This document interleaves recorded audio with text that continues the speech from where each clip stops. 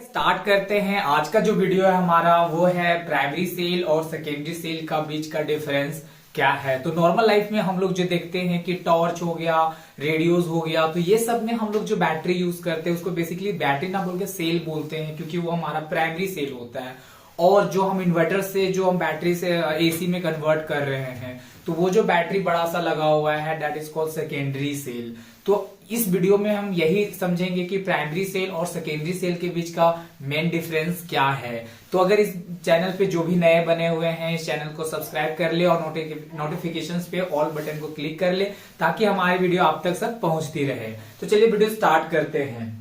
ये वीडियो में जो है सो सबसे पहले हम लोग देख रहे हैं कि प्राइमरी सेल जो है उसमें बोला गया है कि it can not be recharged, मतलब हम इसको रिचार्ज नहीं कर सकते हैं। एक बार अगर हम यूज करते हैं तो इसको वापस जो है सो चार्ज नहीं कर सकते हैं। तो इसीलिए लिखा हुआ है कि इसको हम लोग it can not be recharge, हम इसको रिचार्ज नहीं कर सकते हैं, या चार्ज वर्ड को ही हम लोग रिचार्ज भी बोल सकते हैं। तो यहाँ पे रिचार्ज नहीं कर सकते हैं।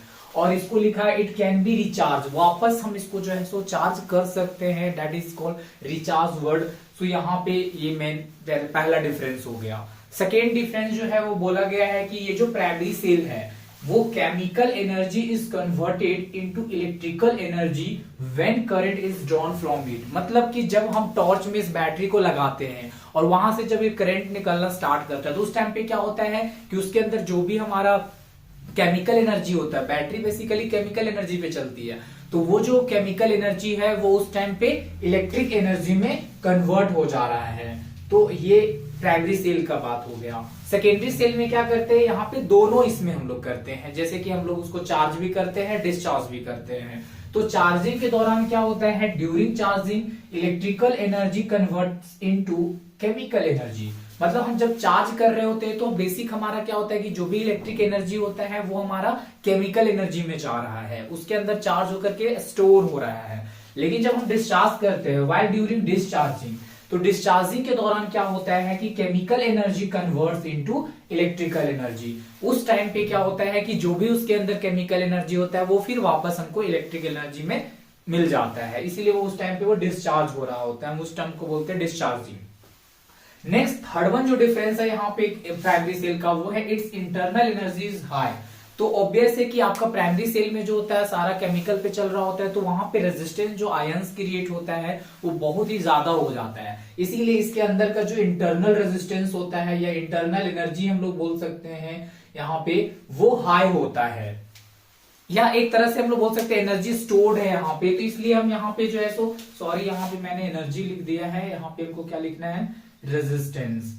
तो यहाँ पे वो क्या बोला जा रहा है कि it's internal resistance is high, यानी कि प्राइमरी सेल का जो इंटरनल रेजिस्टेंस होगा वो हाई होगा। लेकिन यहाँ पे जो सेकेंडरी सेल होता है यहाँ पे हम करंट ज्यादा ऑब्टेन करते हैं, इसलिए it's internal resistance is low. तो यहाँ पे इंटरनल रेजिस्टेंस इसका लो होता है। Next one is fourth difference है it is capable of weak current only. Obvious है अगर इसका रेजिस्टेंस हाई है तो हमको जो करंट यहां से मिलेगा वो बहुत ही कम मिलेगा, तो इसीलिए बोल रहे हैं कि ये जो केपेबल होता है वो वीक करंट के लिए होता है, ज्यादा करंट ये डेवलप नहीं कर पाता है, डिफाइंड करंट होता है, इसीलिए इससे मिलने वाला जो करंट होता है उसको हम डीसी बोलते हैं। It can be provided low as well as high current, यहाँ पे हमको एज जरूरतमंद हिसाब से जो है सो हमको यहाँ पे करंट मिल जाता है, लो करंट भी मिलता है और हाई करंट भी मिलता है। तो एज पर हम जो है सो इसको रिक्वायरमेंट के हिसाब से देखते हैं। It is light in chief, it is light and cheap, मतलब ये बहुत ही हल्का होता है, जैसे कि पेंसिल जो हम लोग बैटरी ड्राई सेल देखते हैं वो क्या होता है, बहुत ही लाइट होता है, और चीप मतलब सस्ता भी होता है। तो हमारा लाइट और चिप भी होता है, लेकिन ये हैवी होता है और कॉस्टली भी होता है। तो ऑब्वियस है कि जब आप घर में इन्वर्टर लगाना चाहते हो तो सेकेंडरी सेल जब लाना चाहते हो तो आपको ज्यादा खर्चे देखने को मिलता है। तो यहाँ पे क्या होता है, प्राइमरी सेल जो होता है बहुत ही हल्का होता है और चिप भी होता है, लेकिन सेकेंडरी सेल की अगर हम लोग बात करते हैं तो यहाँ पे ये कॉस्टली भी हो जाता है, हमारे लिए महंगा भी पड़ता है और थोड़ा भारी भी होता है, हैवी होता है, इसको डिस्प्लेस करना इतना आसान नहीं होता है। कुछ एग्जाम्पल्स भी हम लोग देख लेते हैं यहाँ पे।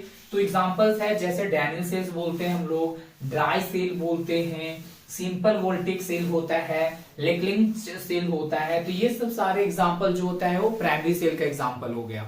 सेकेंडरी सेल का एग्जांपल में हम लोग देखें तो लेड एसिड एक्यूमुलेटर है, लेड को ही एसिड एक्यूमुलेटर भी बोलते हैं हम लोग। फिर निकेल आयरन एक्यूमुलेटर है, ये सब सारे सेकेंडरी सेल्स के नाम होते हैं। हम लोग बस बैटरी के नाम से जानते हैं, बट इनके नाम डिफाइन होते हैं। और यहाँ पे जो है सो लिथियम हाइड्रोजन बैटरी है। तो ये मेन जो है सो हमारे पास डिफरेंस है 5 की, ये जो प्राइमरी सेल और सेकेंडरी सेल में क्या डिफरेंस है। अगर वीडियो अच्छी लगी हो तो लाइक शेयर जरूर कर देना। Thank you.